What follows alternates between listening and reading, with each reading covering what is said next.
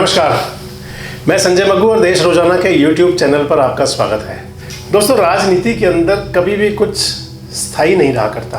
राजनीति एक ऐसा फील्ड है, ऐसा क्षेत्र है कि जिसके अंदर नित्य प्रति नए बदलाव हुआ करते हैं। अब मान लिया जाए कि कांग्रेस के अंदर जो कांग्रेस के राष्ट्रीय अध्यक्ष तो नहीं है, लेकिन राष्ट्रीय अध्यक्ष से कम भी नहीं है। कांग्रेस के चेहरे हैं, कांग्रेस के युवराज हैं राहुल गांधी, जिन्होंने अभी हाल ही में भारत जोड़ो यात्रा पूरे देश में निकाली, जो इस समय अपने अंतिम चरण में है और कश्मीर में उनकी यात्रा चल रही है। और उस भारत जोड़ो यात्रा से राहुल गांधी ने देश को एक संदेश देने की कोशिश की, देश को एक संदेश देने का प्रयास किया कि जो लोग उनको बच्चा समझते हैं, जो लोग उनको पप्पू समझते हैं, जो लोग ये समझते हैं कि वो मेहनत नहीं कर सकते, तो राहुल गांधी ने लगभग 130 दिन की जो यात्रा निकाल करके यह संदेश देने की कोशिश किया कि ना मैं बच्चा हूँ, ना मैं पप्पू हूँ और मेहनत करने में किसी से पीछे नहीं हूँ। और एक बात और बता दी कि मुझे ठंड भी नहीं लगती। खैर, राहुल गांधी की उस यात्रा से कांग्रेस को कितना फायदा होगा, कितना फायदा नहीं होगा, यह सब तो भविष्य गर्भ में है कि राजनीतिक रूप से कितना फायदा होगा, क्योंकि कांग्रेस के लोग कहीं ना कहीं यह कह रहे हैं कि इस यात्रा के जो परिणाम हैं वो यात्रा के समाप्त होने के बाद आएंगे।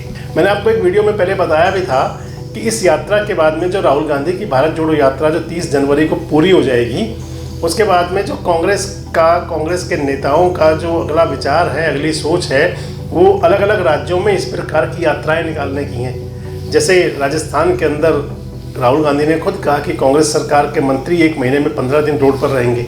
हरियाणा के अंदर भी जो कांग्रेस के प्रदेश अध्यक्ष हैं उदय भान और राज्यसभा सदस्य हैं दीपेंद्र हुड्डा, चर्चा है कि उनकी भी एक पदयात्रा चलनी है। तो ऐसे में इस यात्रा का कितना कांग्रेस को फायदा होगा, ये तो भविष्य गर्भ में है। लेकिन जो खासकर हरियाणा के संदर्भ में अगर कहा जाए कि राहुल गांधी की ये भारत जोड़ो यात्रा कांग्रेसियों को नहीं जोड़ पाई, कांग्रेसी आपस में नहीं जोड़ पाए। आपने एक वीडियो देखा होगा, राहुल गांधी के ट्विटर से खुद शेयर किया था, राहुल गांधी ने ट्विटर हैंडल पर डाला था कि जिसके अंदर वो हरियाणा के राजनेताओं से, हरियाणा के पॉलिटिशियन से चर्चा कर रहे थे। उस चर्चा के अंदर भूपेंद्र सिंह हुड्डा भी थे, कुमारी शैलजा भी थी, रणदीप सुरजेवाला भी थे, आफ्ताब अहमद भी थे, उदय भान भी थे और भी कई सारे नेतागण थे उस चर्चा के अंदर।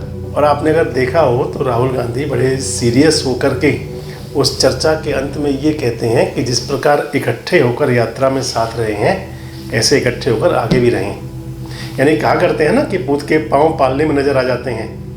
तो राहुल गांधी जी को उनकी जो पार्टी के नेता हैं, जो कांग्रेस के लोग हैं, उनके बारे में बड़े अच्छे से पता है कि जो अपनी डफली, अपना राग हरियाणा के कांग्रेसियों का ख़त्म नहीं होने वाला। खैर, जिस बात का मैं आपसे इस वीडियो में अब जिक्र करने जा रहा हूँ, जिसकी आपसे चर्चा करने जा रहा हूँ, वो राजनीतिज्ञ हैं, वो पॉलिटिशियन हैं, वो नेत्री हैं किरण चौधरी। तोशाम की विधायक हैं, भूपेंद्र सिंह हुड्डा की सरकार में 2 बार मंत्री रही हैं, चौधरी बंसीलाल की पुत्रवधू हैं, चौधरी सुरेंद्र सिंह की धर्मपत्नी हैं, सांसद श्रुति चौधरी की माँ है। मतलब बहुत बड़ा पोर्टफोलियो है। दिल्ली की विधायक रही हैं, दिल्ली में बड़ी कांग्रेस की नेता रही हैं, दिल्ली विधानसभा की उपाध्यक्ष रही हैं, आजकल हाशिए पर है। आपने देखा होगा जो कांग्रेस की भारत जोड़ो यात्रा चली थी, उसके अंदर भी या तो कभी उनकी सेहत खराब हो गई, एक बार उनको पैर में चोट लग गई, पर कहीं ना कहीं किरण चौधरी यात्रा के दौरान भी हाशिए पर ही दिखी। इसी प्रकार हाशिए पर जाने के बाद कुलदीप बिश्नोई ने अपना विधायक पद छोड़ दिया था और कांग्रेस छोड़ दी थी, भारतीय जनता पार्टी में शामिल हो गए थे।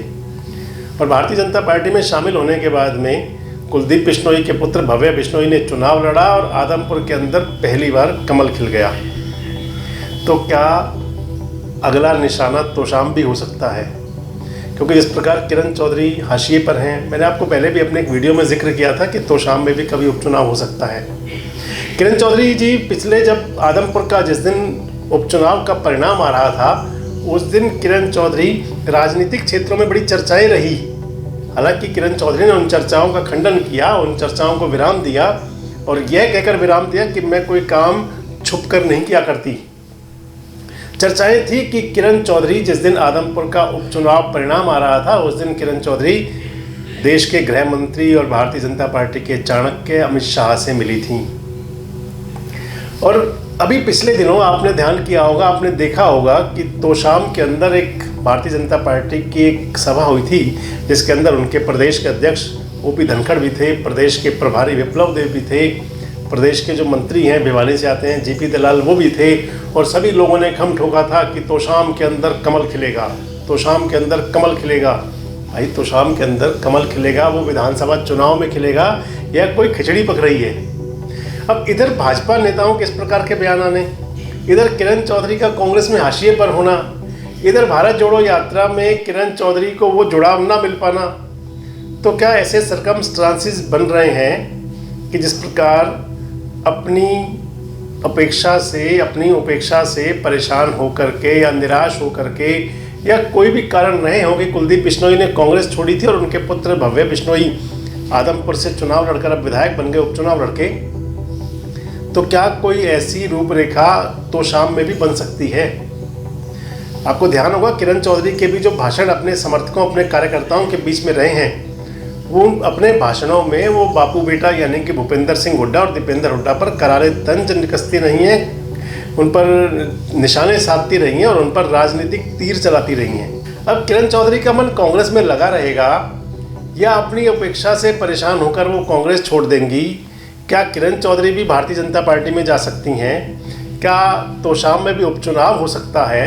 क्योंकि राजनीति चर्चाओं का खेल है, राजनीति में चर्चाएं बहुत चलती हैं और चर्चा हमेशा उसकी चलती है जिस बात के पीछे कोई बात होती है। अब इन चर्चाओं में कितना बल मिलेगा, कितना दम रहेगा कि तोशाम के अंदर उपचुनाव हो सकता है, इस पर प्रदेश के लोगों की भी, क्षेत्र के लोगों की भी और राजनीति में रुचि रखने वाले सभी लोगों की नज़र रहेगी और नज़र हम भी रखेंगे और समय समय पर आपको जानकारी देते रहेंगे क्या कि राजनीति में क्या नया हो रहा है और क्या नया हो सकता है।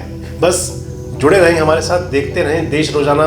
नमस्कार, धन्यवाद। हमारे साथ जुड़े रहने के लिए देखते रहिए देश रोजाना का YouTube चैनल, सब्सक्राइब कीजिए।